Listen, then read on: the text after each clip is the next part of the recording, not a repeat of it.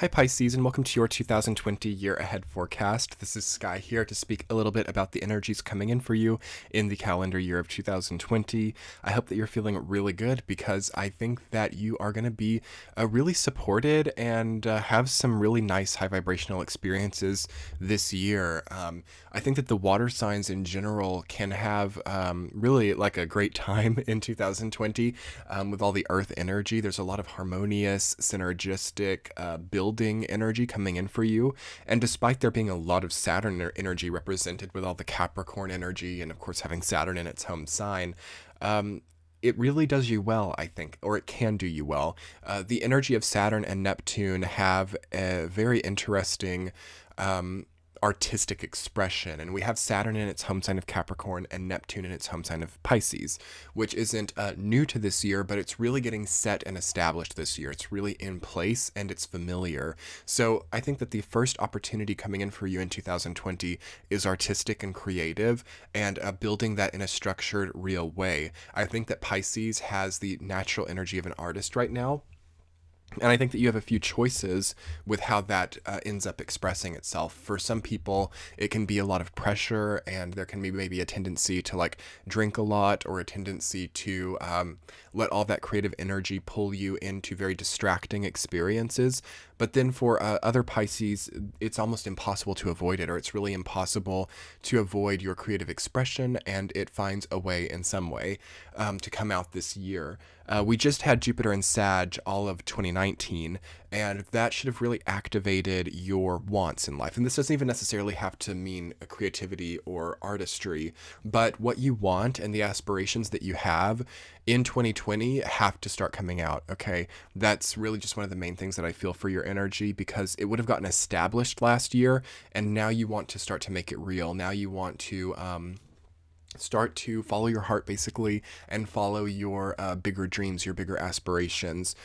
You don't want to repress your identity. You don't want to repress your creativity. You don't want to repress your wants, because it could have bad implications for your health or bad impact on your relationships to try to take that really raw, potent energy and push it further down. So it's still pretty far down, I feel like, for you, and it may not just come out immediately. And if you're not quite sure how it's coming out, don't worry too much. You just really want to be open for manifesting and letting that potent energy come into the real world when it's time. So timing, issues of timing is an interesting thing for Pisces this year. You will really feel like you can use time more to your advantage. Last year, it may have felt like time got out of control, or you lost control of your routine, but you still kind of wanted to make it better. This year, that will be more doable for you. It will be more easy to be routine. It will be more easy to spend the time that you need to spend on what you're doing. There will be a really good opportunity for you to enjoy routine, or to enjoy sort of managing your time in a different way. With all the Capricorn energy, that Neptune creativity finds itself in a routine, structured expression. So it should feel really good. And although it can feel, again, pressurized or like it's difficult to achieve, it's like a labor of love. And there's a sense of Pisces really actually finding a higher level of expression, or a higher level of happiness or oneness within some type of very structured output of creative ability. I feel that this is a year where you kind of learn how to breathe in a new way, or you learn how to exist in a new way. It feels like your downtime, or there is something emphasized in your downtime, in the time that is just yours, that you can do whatever you want with. That's going to kind of change up for you this year a little bit in 2020. The way that you use that and the way that you make time for that.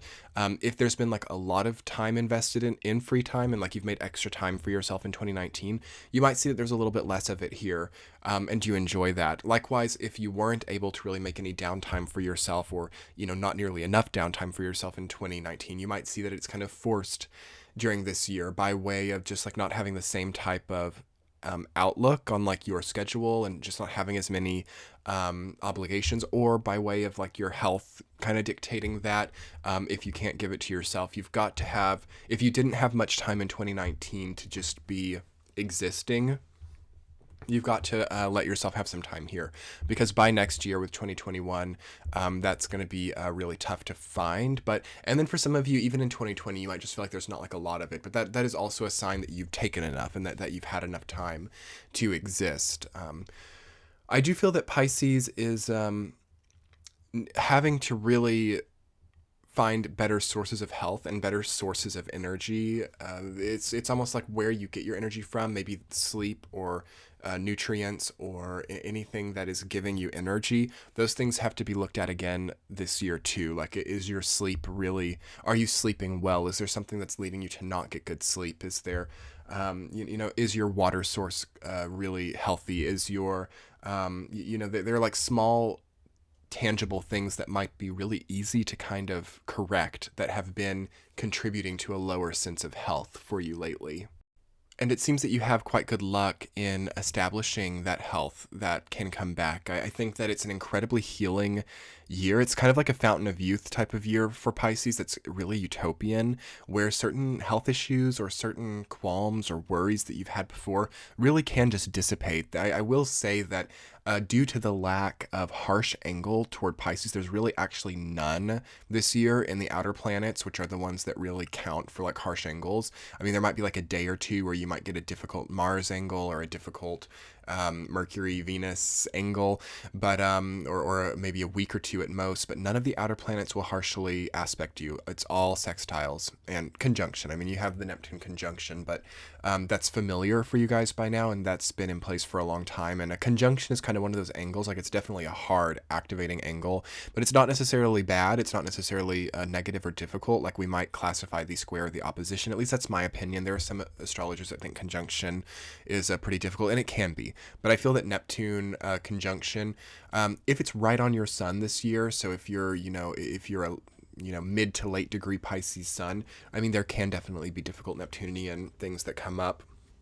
But otherwise, there's not really, Uranus, Saturn, Jupiter, Pluto, all in harmonious Earth aspect to you. So you are really the essence of growth for other people, because in order to grow a plant, you need to water them. So all the water signs can actually find themselves really sought after this year, because they represent what is needed to instill this earth energy, what is needed to fertilize this earth energy. So do watch out for people wanting to take advantage of you. It's not guaranteed. It's not in any way necessarily going to happen, but you have to definitely value yourself this year really well as a Pisces.